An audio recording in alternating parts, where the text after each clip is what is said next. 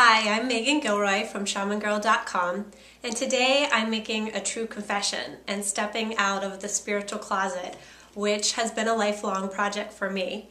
And I'm actually a little nervous about this, so I got Buddha at my back because I am really coming out of my comfort zone around the word woo-woo.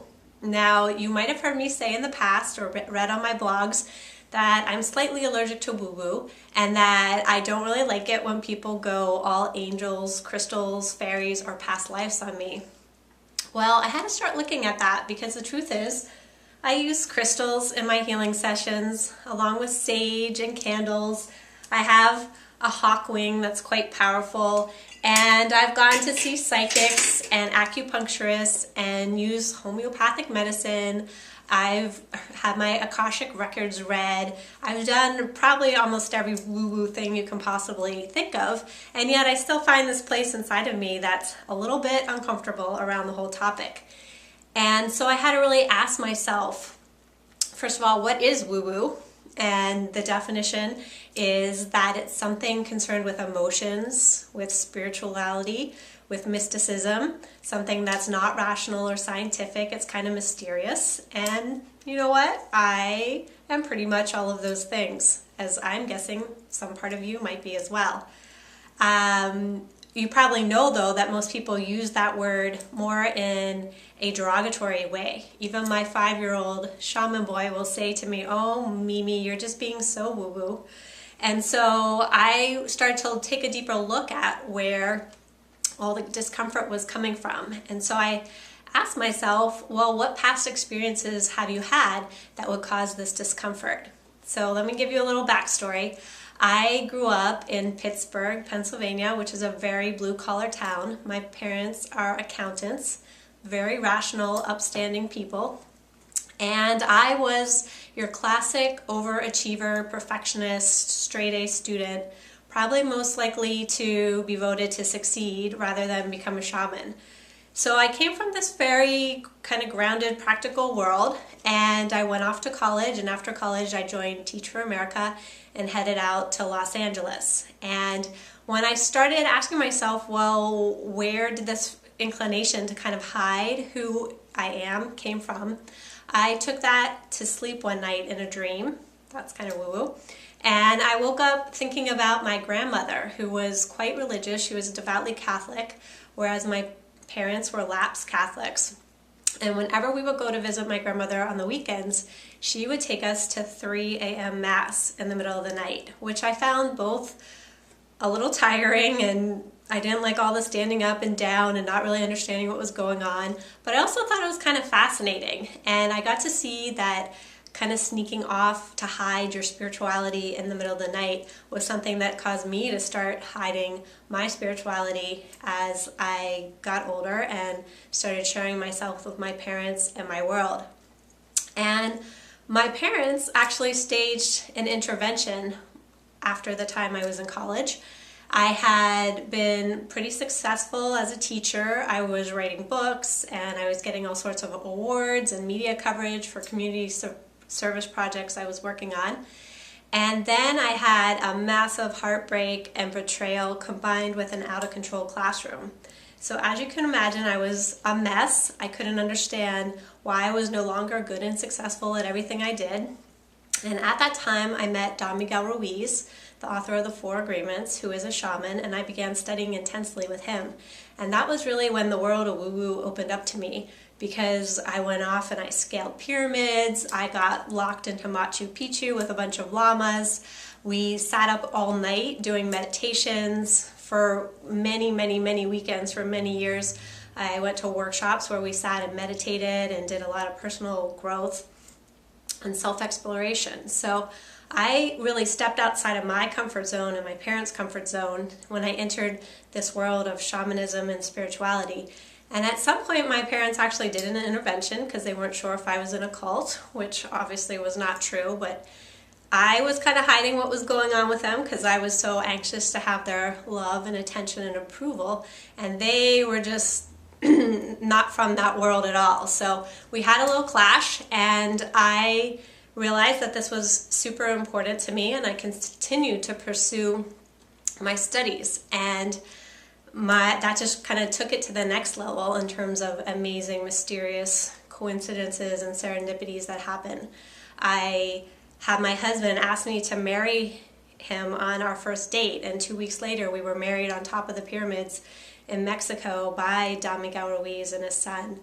I went to the pyramids on a women's journey asking whether I wanted to have children, because that really wasn't something that was part of my programming. I was supposed to be a successful business person, not a mom or a wife. And I realized I did want to have a child, and 2 weeks later my husband Jamie and I were in Ireland at a shamanic center where we conceived Shaman Boy. So this happened with houses, with finances, over and over, things that were really inexplicable and couldn't really rationally or scientifically put it together, started happening. But I still really had my spiritual life and my spiritual world kind of compartmentalized, and my everyday life with my neighbors and friends and moms at school was very separate.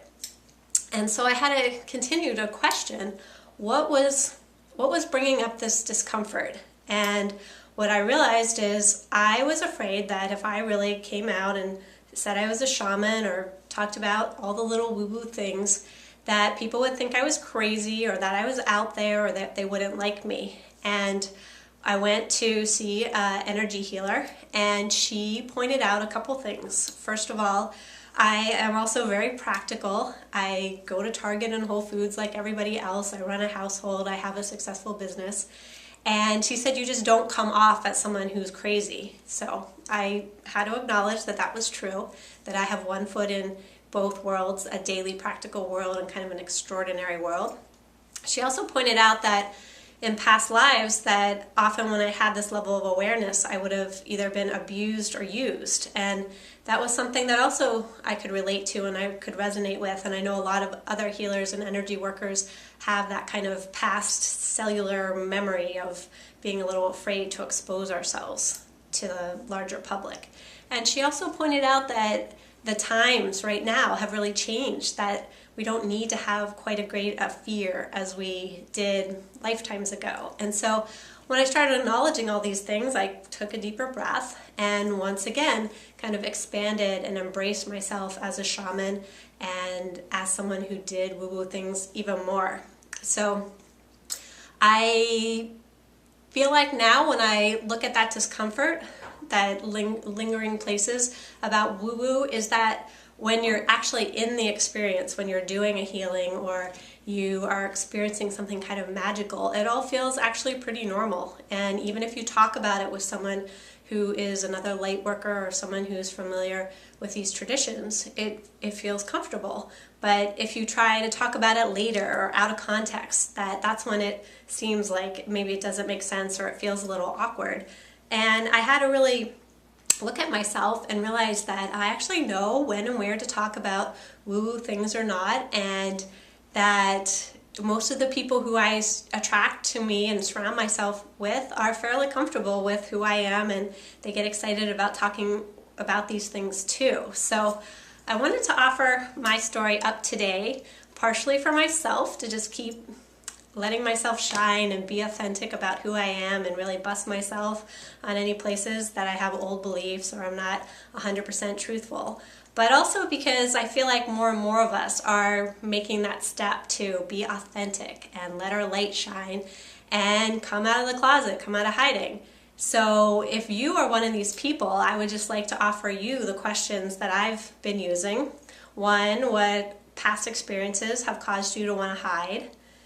Secondly, what is it that you're afraid of? Why are you afraid of being labeled woo-woo? Third, what still brings up this discomfort? Are there particular instances, or is there still some internal beliefs or emotions that are coming up?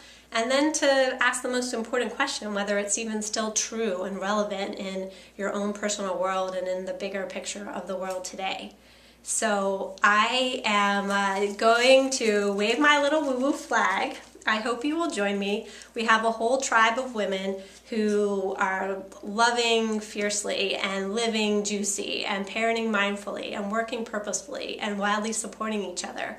I totally invite you to be part of our tribe and you can go to facebook.com/shamangirls, click like at the top of the page. I post daily tips and tales and tools for you, and I also created a medicine bag of meditations and worksheets that you can download from shamangirl.com. Just sign your email up on the home page. So let's all take a deep breath, come out of hiding, let our light shine, and keep embracing the magic and the mystery, because to me that's what makes life exciting, and it's really enabled me to have an extraordinary life in this everyday world. Namaste.